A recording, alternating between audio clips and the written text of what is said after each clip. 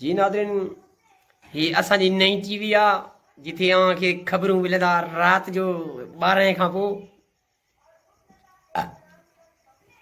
जीअं त ख़बरूं शुरू थियण वारा आहिनि। ब्रेक ते लत ॾियो वेठा आहियूं। ख़बरूं शुरू थियण वारा आहिनि।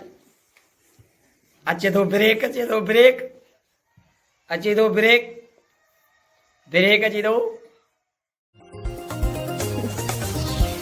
हिन हेडलाइंस न्यूज़ लाइ असां सां ताउन कयो आहे Mughal supreme earthquake resistant steel bar.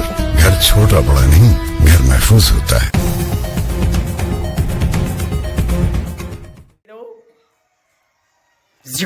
हाणे शुरू थियूं ख़बरूं तफ़सील सां। तव्हां पंहिंजे ॻोठ में जेके बि कुता आहिनि इन्हनि खे नंबरूं हणायो, नंबर प्लेटूं हणायो ऐं उन खां पोइ नंबर प्लेटूं ॻाए मथां वरी साओ रंग ॾेई छॾिजो न, जीअं पुलिस वारनि खे ख़बर पए त इहे हड़ई पंहिंजा कुता आहिनि। हिते असांजे ॻोठ में इम्तिहान थी रहिया आहिनि। इम्तिहाननि जे दौरान मास्तर खे ॾंडो लॻी वियो। अलाए छाजे करे छोरा पाण में विड़ी पिया, अलाए पेपर सही कोन हो, अलाए छाजे करे। इहा ॻाल्हि बि असांखे सम्झ कहिड़े इलाइक़े में आयो ऐं कहिड़ी ख़बर।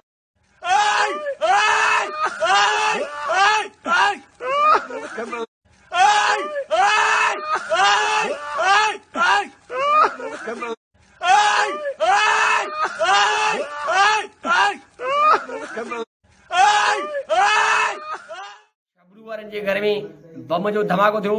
जीअं बम जे धमाके में 7 दिल हिननि जा ऐं हिकिड़ी अन वारी कूली वेचारी हली पई। कहिड़े इलाइक़े में आयो ऐं कहिड़ी ख़बर आहे। जी असां ठटे इलाइक़े में। शबरू वारनि जे घर में बम जो धमाको थियो। जीअं बम जे धमाके में 7 दिल हिननि जा ऐं हिकिड़ी अन वारी कूली वेचारी। ठीक आहे, ओके ओके। जी नाज़रीन, हाणे हलो था ब्रेक जे लत ॾियण। तव्हांजी वॾी महिरबानी। वरी मिलंदासीं ब्रेक तां जीअं लत खणबो। Thank U. बंदि कर।